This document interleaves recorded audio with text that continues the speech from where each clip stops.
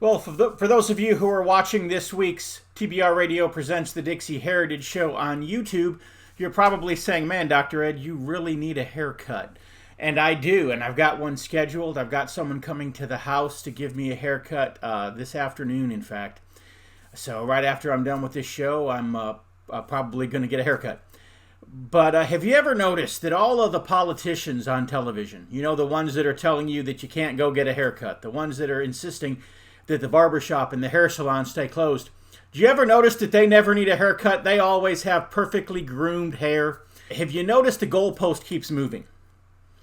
In other words, when this whole scamdemic began, we were and this is how I know that it's a scam, because when it all began, we were told that all we have to do is just flatten the curve.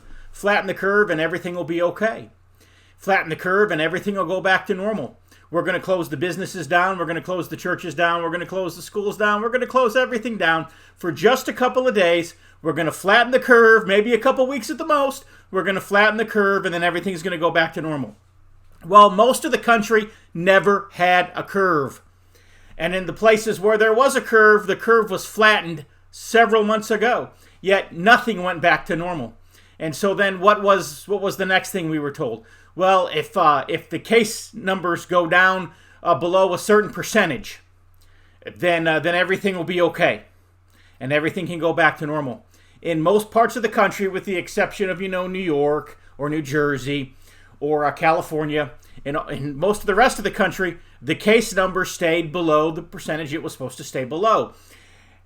But yet those places didn't go back to normal. Then what was the next thing that we were told? Well, when the number of hospitalizations gets down below a certain level, then everything will be okay. Well, guess what? The hospitals in most parts of the country have been sitting empty for quite some time now. In fact, Dr. Chuck Baldwin, if you read his column this past week, he said whatever the number of cases were in the state of Montana, I'm not talking the number of deaths, I'm talking the number of cases, 0.0002. In other words, it was less than 0.002%. That was the total number of cases in the state of Montana. Statistically, that is zero. So why is the Burger King still drive-through only, and why are people still wearing masks? Again, the goalpost just keeps getting moved. And what are they saying now? Well, as soon as we have a vaccine, guess what, folks? A vaccine is coming. Some of you are going to be stupid enough to take it. In some places, it's going to be compulsory. We talked with our guest, Lieutenant Colonel Edwin Kennedy, last week about Operation Warp Speed, which, if that's implemented, you will have the Army, literally, and Marines, literally, going from house to house, door to door, carrying a gun and a needle, and forcing vaccinations on the American people. That may very well be where we're going, and I hope to God that it's not, but if it happens, if it doesn't happen, when the vaccine comes out, this still does not end. You say, well, how can you know that? Because they've already moved the goalpost 4 times. Why should I think that they're not going to move the goalpost the 5th time? Did you ever watch the Charlie Brown cartoons, the Peanuts cartoons? You know how they went. Charlie Brown was running to kick the football, and was it Lucy who would pick up the football right when he was about to kick it? That's the way the government is doing this, folks. And so if you think that it's going to go back to normal when a vaccine comes out, you're a cripple too high for crutches. The government's getting too much mileage out of this. The liberal, Marxist, globalist politicians are getting too much mileage out of this. They're not going to give that up. And so that's where we're at in America today. And not just in America, but in other countries around the world as well.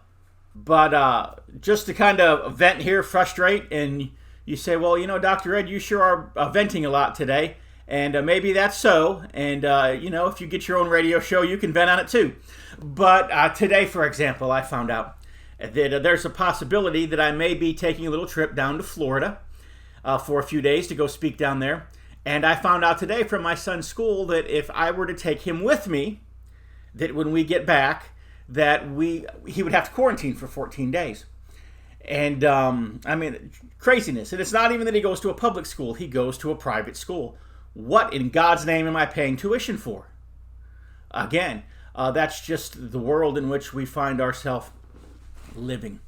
And so now that I've ranted and raved about that, now that I've aired my frustration, now that I've got that off my chest, we are going to go to a commercial from our favorite magazine, the Barnes Review, and then we'll be back with this week's TBR Radio Presents, the Dixie Heritage Show, and I'll talk about something else. Open your web browser and type in www.barnesreview.org and discover the Barnes Review magazine. In the Barnes Review, you will read vignettes of man, from the prehistoric to the very recent, from forgotten races and civilizations to first-person accounts of World War II and the late Cold War. There is no more interesting magazine published today, nor a more significant and important subject than real history.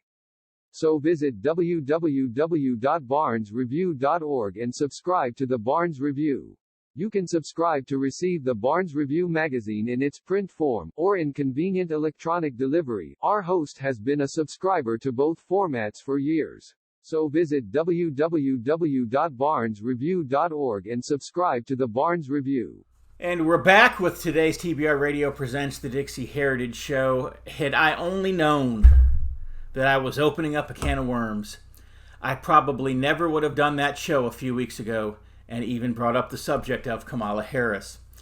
And this is the third show now that we're discussing Kamala. And the truth is I could care less about Kamala Harris. But what I do care about is our country and its constitution and the rule of law and doing things decently and in order. And so, unfortunately, that keeps bringing us back to the place where we have to discuss again and again Kamala Harris. So, Kamala Harris, I'd mentioned the first time, I said, I didn't know if Kamala Harris was a natural-born citizen of the United States or not. That I did know that she was a person who was born in California. In other words, she passed the soil test. She was born on the soil. But to be a natural-born citizen, according to the Constitution, to be eligible to hold the office of President of the United States, you have to be born on the soil. That's the first part of the test. And the second part is you had to have been born to citizen parents. And what I said at the time was I did not know if her parents were citizens or if they were not citizens. But I got so many emails that have come in on this that I decided to do a little bit of research of my own. And this is the conclusion. Kamala Harris's parents were not citizens of the United States. At the time of her birth, which was in California, her father was a Jamaican citizen. Her mother was a citizen of India. And so she was Indian.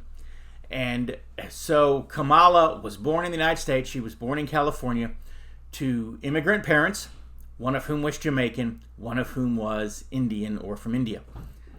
And Kamala's parents, either one of them, could have used her as an anchor baby. They did not do so. In fact, they didn't do any of the paperwork that would have been necessary to establish that they had a citizen daughter born in this country for the sake of them getting permanent residency or citizenship of their own. In other words, they had no intention of using her as an anchor baby because it was not their intention to anchor here. In fact, her mother was in grad school at the time of her birth, and as soon as her mother graduated, she took a job at McGill University. McGill University, of course, is in Canada. She became a professor there. And so Kamala Harris and her sister, and I believe she had a little brother, were moved to Canada so that her mother could teach at McGill University. And so Kamala would spend her formative years, she would spend 16 years going to school in Canada. Ultimately, Kamala would graduate high school in Canada. So when Kamala Harris was up on the debate stage telling Joe Biden about how she was the poor little black girl who got forced into integrated busing and all of that, well, unless it was integrated busing in Canada, she was lying right through her teeth, and nobody on that debate stage called her on it because Kamala Harris went to school in and graduated from high school in Canada. Kamala Harris never became a Canadian citizen that I can tell or that I know of. If there's somebody listening who can come up with some kind of tangible proof that she became a Canadian citizen, please let me know. What I have found on the internet, if you just type in, do a Google search or a Bing search and just type in Kamala Harris, natural born citizen, or Kamala Harris, Canadian citizen. All kinds of stuff comes up. And what you will see is that Kamala Harris's parents did take the time and put forth the effort to make sure that she was a citizen of Jamaica born outside of their country. And also to make sure that she was a citizen of India born outside of the country. So it was important to her Jamaican father that she be a Jamaican citizen. It was important to her Indian mother that she be an Indian citizen. But apparently it was never important to either of them to establish her as an American citizen for the sake of using her as an anchor baby. And it did not appear important to either of her parents to make her a Canadian citizen for the 16 years that she lived and grew up in Canada. If you want to see some interesting stuff on this, I'll tell you what the source of most of my stuff is. Because you type in Kamala Harris, Canadian citizen, into Google or Bing, and a large number of articles come up from the Canadian Broadcasting Company, the CBC, and from Canadian newspapers. And so this isn't fringe, alt-right, extremist, out of the mainstream news sources that I'm gathering from.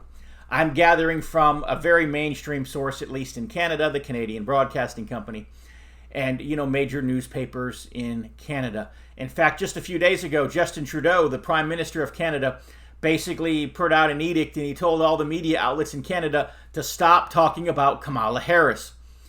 And his stated reason for that is because the Canadians do not need to be interjecting themselves into the politics or the election process of the United States. The real reason for that, I'm just going to go ahead and say it, is he realizes that the Canadian news outlets are revealing way too much information and they don't want it out there. He doesn't want to legitimize any challenge to Kamala Harris's eligibility. And that's exactly what the Canadian news media has done, is they've put facts out there so that we can know that Kamala Harris is not eligible to be president of the United States because she is not a natural-born citizen of one of the several states. Now let's take that a step further, because the Constitution also states that someone who is ineligible to serve as president of the United States is ineligible to serve as vice president of the United States, because what's the point of having a vice president who, if need be, could not constitutionally assume the office of president?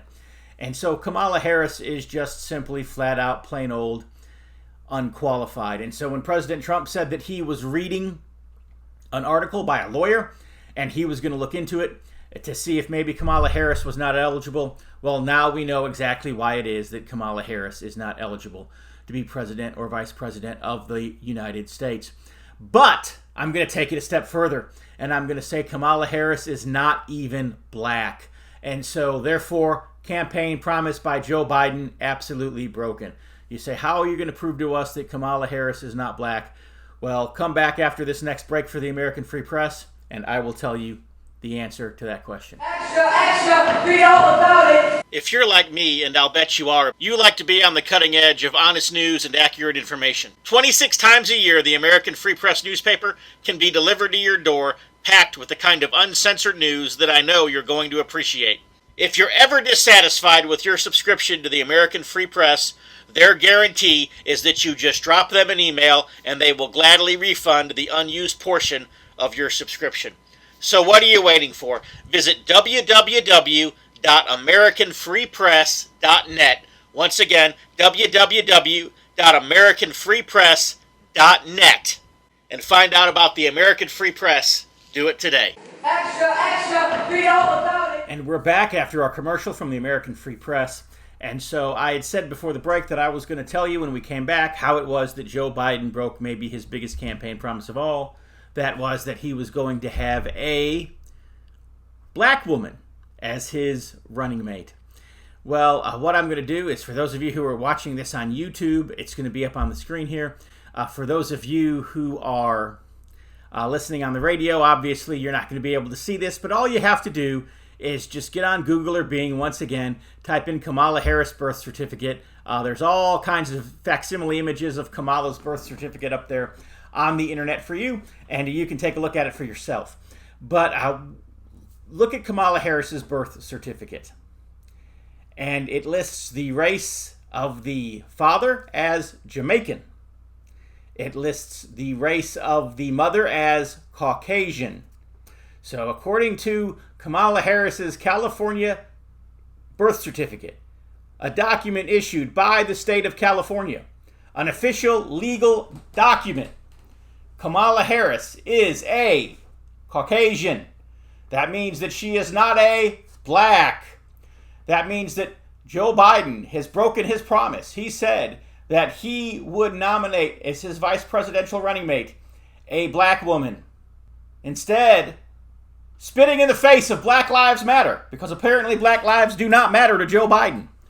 Because if he did, he would have at least made sure that he had a bona fide, official, uncontestable black woman to be his running mate. Instead, he picked a Caucasian woman named Kamala Harris. You say, well, all you gotta do is look at Kamala Harris. Doesn't matter what she looks like. What does the legally binding document say that she is? Her birth certificate says that she's a Caucasian. Therefore, according to the laws that govern the state of California, doesn't matter what she looks like, she's Caucasian. You know, I just thought of another can of worms that I could open up today.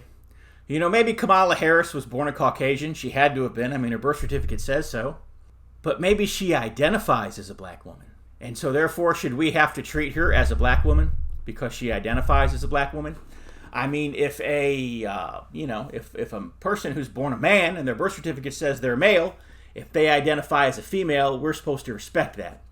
So maybe if Kamala Harris's birth certificate says she was born as a Caucasian, but she identifies as a black person, maybe we're supposed to respect that. Let's entertain that for just a minute. What if I want to identify as a black person? I mean, after all, you look at me, if you're on YouTube, you can see my face. I'm white, right? But I identify as a black person. So therefore, you have to treat me as a black person. So since I identify as a black person, I expect to be treated as a black person. Now, the black folk in a previous generation had their own water fountains. So when I go into a restaurant, or when I go into a school, or when I go into a government building, I expect to have my own restroom. And I expect to have my own water fountain. I mean, think about this now. If a person who was born a male now identifies as a female, we're supposed to respect that and let him use the ladies' room instead of the men's room. Well, I identify as a black person, even though I was born white. I identify as a black person. And so the black folks in the previous generations had their own special colored folk restroom. And so I expect my own restroom. I want to be able to use a black person's restroom because I identify as a restroom. Or rather, I identify as a black person. And so I am being discriminated against as a white person who identifies as a black person because we don't have special restrooms for me to go to. Now, when I was a kid growing up, the cool kids always sat in the back of the bus. Anybody who ever rode a school bus to school always knew that the four coolest kids in the school were the ones who sat on the two back seats at the back of the bus. And so, as a white person who identifies as a black person, I want to have to sit in. I want to be able to sit in the back of the bus. By saying that black folk can no longer sit in the back of the bus, it discriminates not only against black folk, because they got to sit where the cool people sit. It also discriminates against us white folk who identify as black folk, because it should be all right to sit on the back of the bus. It should be all right. And so what happened when the Jim Crow laws were done away with? It automatically took away the privileges and the rights that white folk who identify as black folk expect to receive. And so therefore, the only way to not discriminate against white folk who identify as black folk is to put back all the Jim Crow laws so that we can have our own special restrooms and our own special water fountains and our own special lunch counters.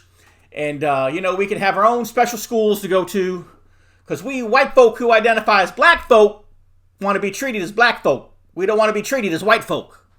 Okay? You just want to make sure everybody gets this now. Maybe you remember, back in the 80s, back when Rush Limbaugh was still new and young, Remember, he used to say that he was fighting absurdity by being absurd? That's literally where we're at in America today, folks. With this whole COVID-19 thing, it's absurdity. As we talked about at the beginning of the show with Kamala Harris, again, just absurdity. The fact that somebody who is not a natural-born citizen of the United States could be running for vice president and could very well become the 47th president of the United States, because if Joe Biden is installed as president, he won't be elected, at least not in a legitimate and honest and integral election. But it is quite possible that in a fraudulent election, he could be placed into the office. And so if Joe Biden becomes the 46th president of the United States, just chalk it up. Kamala Harris is number 47 because Biden isn't going to be in there very long. Okay, so we've got Kamala Harris, a white woman, according to her own birth certificate that apparently nobody took the time to read, who calls herself a black woman, who grew up in Canada, who is a citizen of Jamaica and of India. And by the way, there's no legal documentation that she was ever repatriated or ever went through the legal process after having lived in Canada for 16 years to come back into the United States. Maybe she did. I don't know. But her whole citizenship is in question because apparently when she was in Canada, her and her family got benefits from Canada, and she was listed in the Canadian records as having been a Jamaican citizen born in the United States. So anyways, it's all a big mess. It's all absurd. But the fact that Kamala Harris, a white woman, or a Caucasian woman, I should say, who identifies as a black woman, who grew up in Canada, who is a citizen of Jamaica, whose parents were basically non-resident aliens at the time because they were here on student visas, does not pass the constitutional qualifications for being a natural-born citizen and therefore eligible to hold the office of president or vice president of the United States, and yet the Democrats insist on running her in that position. Then again, the Republicans insisted that it was okay for Ted Cruz and for Marco Rubio to run for president. And by the way, when Kamala Harris became a senator, all of these issues came up, and the United States Senate had to do an investigation, or at least the evidence was put before it, and I think there were 23 senators who read the evidence, but that ultimately the Senate leadership voted not to investigate this matter with Kamala. And their reason for doing so was, they said, because if we investigate Kamala Harris, we have to investigate Ted Cruz, and we have to investigate Marco Rubio. And so they just gave Kamala Harris a pass. But again, why do we have Marco Rubio and Ted Cruz holding offices and running for offices which they are not constitutionally qualified to hold? Because the United States Senator also has to be a natural-born citizen, just like the president does. None of the other political offices in this country have that requirement except for those. And so again, we have that. We had the last election. We had Marco Rubio and Ted Cruz running for president, even though they would not have been constitutionally qualified to hold the office. Nobody cared, not even the so-called conservative Republicans. Then you go back a previous election cycle, and of course you had Barack Obama running for president. And as far as we know, he was born in Kenya. Even if he wasn't born in Kenya, even if he was born in Hawaii, he had the same problem. He had a resident alien or potentially even illegal alien fatherage, and then you take it a step further. That is assuming he was even born in Hawaii at all. You know, Hawaii was Hawaii a state at the time of his birth? And then was he born in Kenya? Again, all kinds of questions that nobody wanted to answer. Nobody gave a damn about. You say, well, why not? Because apparently actually being qualified to hold office in this country, or anything else in the Constitution for that matter, just doesn't seem to matter. Again, as we talked about this in previous episodes, you go back a step, the next election prior to that, you had John McCain ineligible to run for president. Hillary Clinton, of course, ineligible to run for president. You say, well, what disqualifies Hillary Clinton besides being a Marxist and being a B word that rhymes with witch? Well, the fact that all of the pronouns in the Constitution are masculine. Of course, Hillary's a pretty masculine chick, so I don't know, maybe we can overlook that in her case. But the pronouns are masculine, so if we wanted a woman to be president of the United States, we could accomplish that, but it would require changing the verbiage of the Constitution to use feminine and or neutral pronouns. And there's a process for doing that, and it's called a Convention of the States. But, of course, again, that's the whole point of my monologue here is that nobody seems to care about due process in our country anymore, or about the Constitution. Again, I feel like I'm beating a dead horse here. So I'm just going to go ahead and stop, and we're going to cut to our next commercial for the Sons of Confederate Veterans, and we'll be back in just a moment. Hello, I'm Tom Strain, Lieutenant Commander-in-Chief of the Sons of Confederate Veterans. The Confederate flag, Confederate symbols, and the reputation of our Confederate ancestors has come under attack. The Sons of Confederate Veterans is actively fending off our detractors, but there is only so much that we can do. We need your help. Contact your local, state, and national elected politicians and tell them that you will not tolerate these attacks on our heritage. You can also visit scv.org, download an application to join us in our fight to preserve our Southern heritage. Visit scv.org today. If you don't have a Confederate ancestor and you are tired of American history disappearing, you can assist us by becoming a friend of the SCV.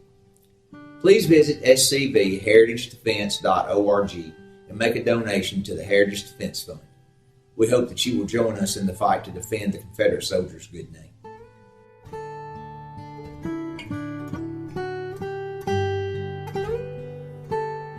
And we are back from our final commercial break here on TBR Radio Presents, the Dixie Heritage Show. And we are just about out of time, but what I want to do with you in this last segment is I want to share with you just a quick segment from Canadian television. And it is Canadian television lamenting the fact that Kamala Harris is downplaying and saying absolutely nothing whatsoever about the fact that she is a Canadian, at least by virtue of having grown up there. And, Canada is a pretty loving and inclusive place, and so if you grew up there, you're one of them. And maybe that's a good thing. But anyways, I'm not saying that to besmirch Canadian hospitality in any way. But she lived there for 16 years, so the Canadians think that she's one of them, and so they're offended by the fact that she's making no mention whatsoever of the fact that she grew up as a Canadian. And yes, Canadians should feel slighted. So let's go ahead and play that clip from Canadian Broadcasting Company. Kamala Harris went to Westmount High School while her mother, a cancer researcher, taught at McGill. Her smile and her generosity, she was a nice person. This former schoolmate says that high school experience likely helped shape who Harris is today. That school at the time, there's a lot of Jamaicans and people from Barbados and people from India and Chinese and just like that. Because of the multiculturalism and her able to speak with people from different backgrounds, I think that molded her very well for the position she's in now. Kamala has been quite quiet about her Canadian experience. And he says that likely won't change during the election. Because it doesn't really get her much politically, or it doesn't really sort of enhance her kind of position or her sort of posture in American politics. But he doesn't think her political rivals will use it against her either, since she was born in the U.S. There is no popular hostility towards Canada in the United States that one could tap into. I was raised to take action. I didn't grow up seeing somebody that looked like me in the political eye and that high up in office, that it means the world to me. This is truly going to be revolutionary. It's going to inspire so many other people to get involved in politics, women of color, young girls like me who didn't think they had a shot. Although Harris's work as California's Attorney General has been criticized by some progressives, some say she will still appeal to many. It's been quite a journey these nearly 4 years with the current occupant in the White House. Reverend Dr. Rhonda Britton is from the U.S. and lives in Halifax. To see a black woman chosen for this position in the land is affirming to the movement, and it says someone is listening.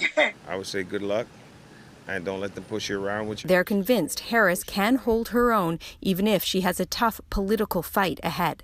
Alison Northcott, CBC News, Montreal. And we are now officially out of time for this week's TBR Radio Presents, the Dixie Heritage Show. So we do have to go, but tune in again next week, same time, same place.